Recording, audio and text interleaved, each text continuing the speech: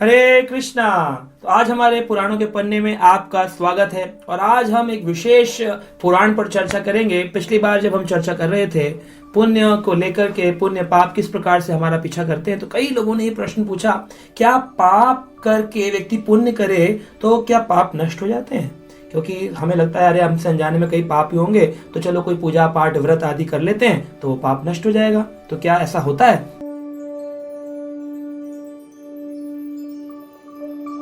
तो आइए सुनते हैं, ब्रह्म वैवर्त पुराण के अंदर इसका वर्णन किया गया है। कहते हैं, ना नष्टम दुष्कृतम कर्म सुकृतेन चा कर्मणा, ना नष्टम सुकृतम कर्म कृतेन दुष्कृतेन चा।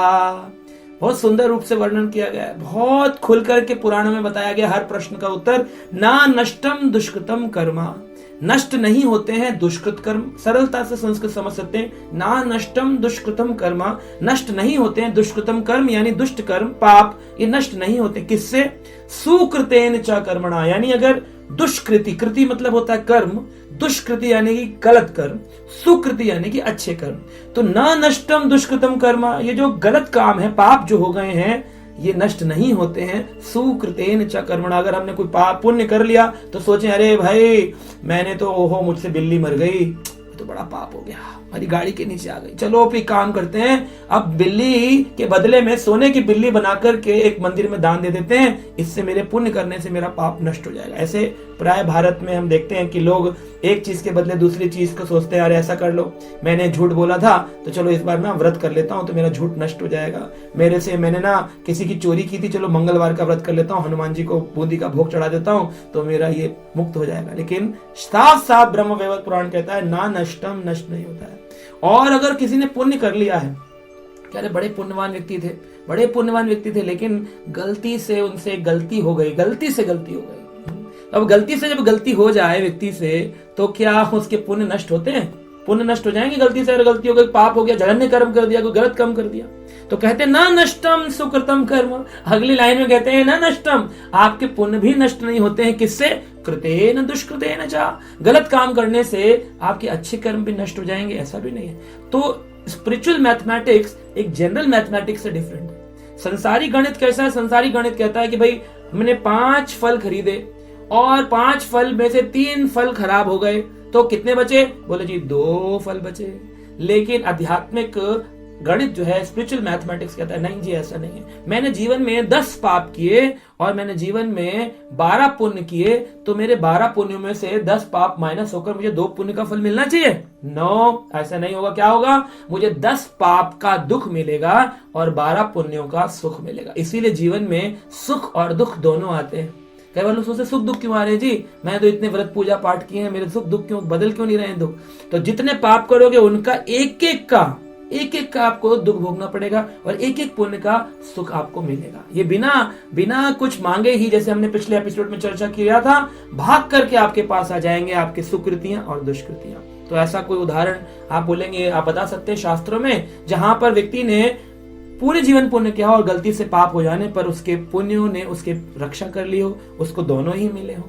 तो हम देखते हैं कि हमारे शास्त्र श्रीमद् भागवत में कथा आती है, अजामिल नामक ब्राह्मण थे जिन्होंने पूरा जीवन 25 साल की उम्र तक बहुत अच्छा पुण्य किया, भगवान की यज्ञ तपस्या पूजा पाठ सब आदि किया, लेकिन गलती से एक स्त्री को देखा जो अपने प्रेमी से अलग होकर विलाप कर रही थी। इनके मन में थोड़ा सा सॉफ्ट हार्ट आ गया, एक कोमल हृदय, कहा चलो भाई मैं इसकी मदद कर लेता हूँ, और उन्होंने उससे विवाह कर लिया और विवाह करके उससे उन्होंने 8 पुत्रों को जन्म दिया और गलत काम करने लग गए। उसकी संतुष्टि के लिए चोरी डकैती सब किया, लेकिन अंत में जब उन्होंने अपने छोटे पुत्र का नाम साधुओं के कहने पर नारायण रखा, नारायण नारायण पुकारा, तो नारायण नाम लेने से उनके जितने पाप थे वो नष्ट होने लग गए। यानी कि अगर बच्चे का नाम भी रखा हो, भगवान के नाम में इतनी शक्ति है।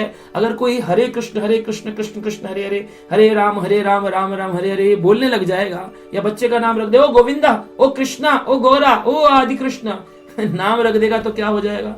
इस नाम रख देने से उससे गलती से कोई पाप हो भी रहे होंगे तो वो नष्ट होते रहेंगे अचानक, क्योंकि भगवान के नाम के अलावा संसार की कोई व्रत तपस्या आदि नहीं है जो आपके पाप को नष्ट कर सके। पुण्य करने से पाप नष्ट नहीं होंगे, लेकिन भक्ति करने से पाप तो नष्ट होंगे, साथ में पुण्य भी नष्ट हो जाते हैं। है हमने इतने भंडारे की, पुण्य नष्ट हो जाएंगे? हाँ जी, क्योंकि पुण्य पा करके स्वर्ग जाना पड़ेगा और पाप करके नर्क जाना पड़ेगा।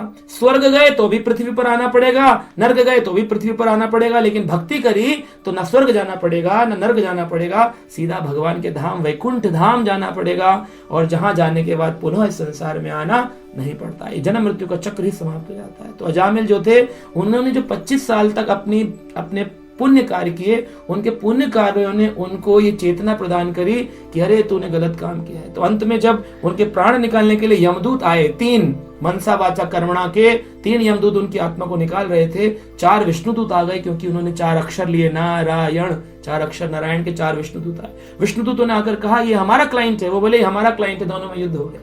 और बाद में पता चला कि अरे ये तो भगवान का नाम ले रहा था, इसके सारे पाप समाप्त हो गए हैं। तो यमदूत गए यमराज के पास। ये लंबा प्रसंग है, लेकिन उसमें कहा यमराज ने, देखो उसने अपने अनजाने में ही भगवान का नाम लिया है, भगवान के नाम में इतनी शक्ति है कि वो पाप और पुण्य दोनों को नष्ट कर सकता है। तो हम देखते हैं कि उसने जो 25 साल की उम्र तक जो भक्ति करी, जो पूजा करी, उस पूजा ने, उस पुण्यों ने उसकी रक्षा करी कि उसकी चेतना वापस आई, वो मरा नहीं। और फिर उसे समझ में आया मैंने क्या किया, मैंने गलत काम किए, अब मुझे अच्छे काम करने चाहिए। तो उन्होंने न पुण्य और पाप दोनों को त्याग करके भक्ति करना प्रारंभ किया। 6 महीने हरिद्वार में बैठकर अकिंचन रात दिन भगवान के नाम का जप किया, और अंत में अपने प्राणों को त्याग कर भगवान के धाम में प्रवेश किया। तो हम देखते हैं कि पाप पुण्य तो आपस में नष्ट नहीं होंगे, लेकिन भक्ति करने से पाप भी समाप्त होते हैं और पुण्य भी समाप्त होते हैं। कहते हैं कि more we take less we have. जब हम ज्यादा लेने की इच्छा रखते हैं, हम देखेंगे कि हमारे पास बहुत कम इकट्ठा हुआ है। जब हम देने के भाव में आते, more we give we want that more we have. जितना ज्यादा हम देंगे उतना ज्यादा हमारे पास होगा।